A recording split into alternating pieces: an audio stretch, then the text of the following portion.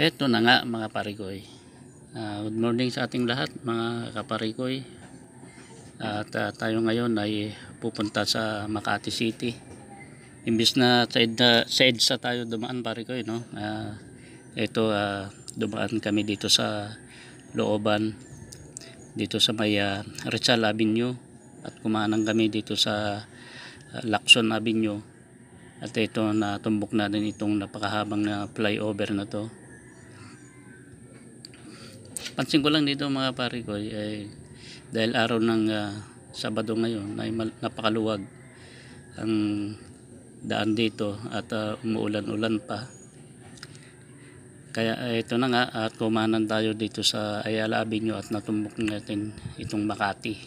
Saan ay hahatid natin ng mga pare ko, no? Ating anak na nagtatrabaho dito sa Metrobank. Pakaganda ng mga building dito mga pare ko. At ngayon lang ako napunta rito. So yun lang mga pare ko. Good morning sa ating lahat.